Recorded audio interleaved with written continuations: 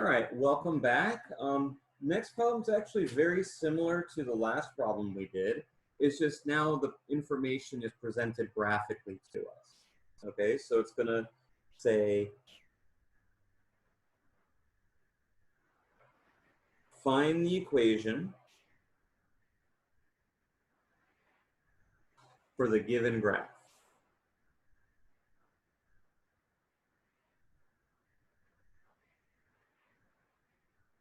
All right. Move that over a little bit. Okay, so the graph that we're given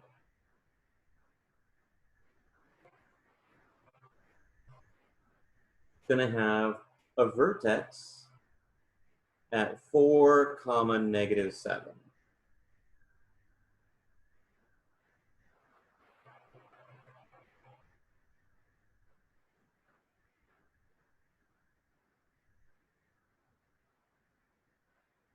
So we have a vertex there at 4, -7, and it's got another point at 5, -2.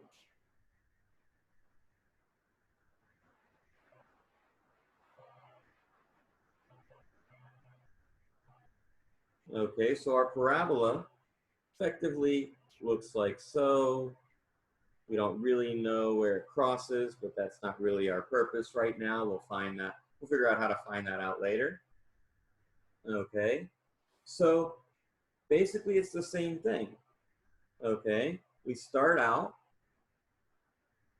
with y equals sum a times x minus 4 squared minus 7. Remember, the formula or the standard form is y equals a x minus h squared plus k. All right, so the 4 comes in with the opposite sign.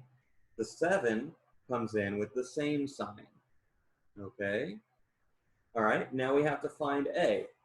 Well, how are we going to find a? We have the information that 5, -2,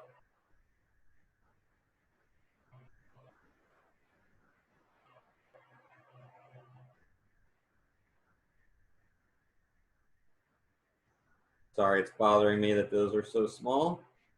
5, -2 is on the graph as well. Okay, of course I could always have just zoomed in, but don't ask why I didn't do that, other than I'm a moron. No offense if anyone's a moron or identifies as a moron. I feel you. So y, or -2 equals a times 5 minus 4 squared minus 7. So now we're going to go ahead and we're just going to solve for a. -2 equals a minus 7. Adding the 7 to both sides, we're going to get 5 equals a. So y equals 5 x minus 4 squared minus 7. All right? That is our equation. Okay. Let's take a look at some quadratic inequality.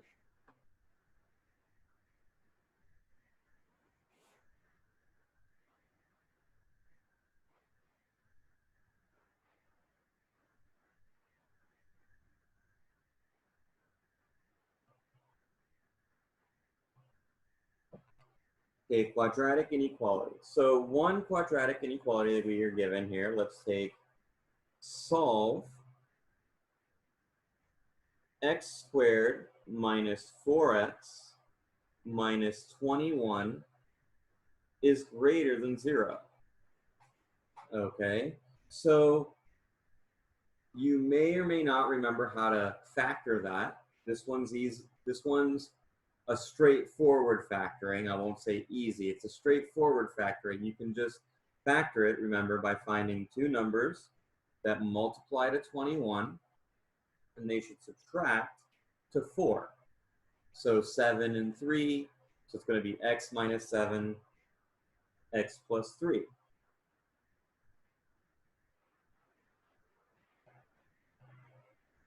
Okay, now this allows us to give some sort of sense of the graph.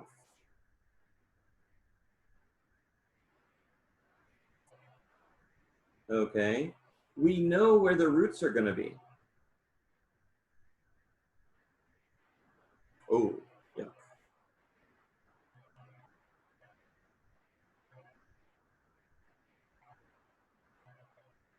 So we're going to have roots at x equals 7 and x equals negative 3.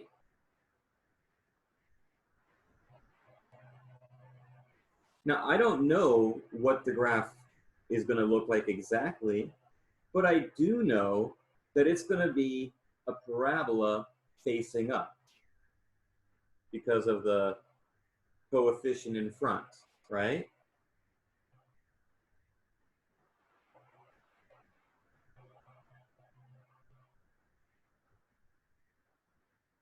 If that's bigger than 0, then it's going to go upwards and look like so. Okay, so now I'm asked, when is this function greater than 0?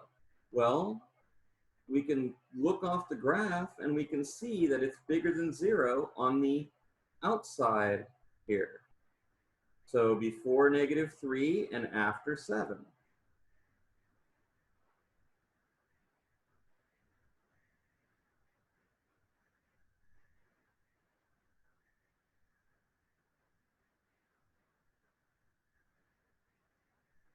Okay, so this actually solves that expression. Okay, so before we get to applications, I'm going to put up a couple of videos, or maybe one video, or a couple of videos just on factoring, particularly in the case where a is not equal to 1, and also on deriving the quadratic equation, okay, which is something that I expect everyone knows, but I also expect everyone may have forgotten.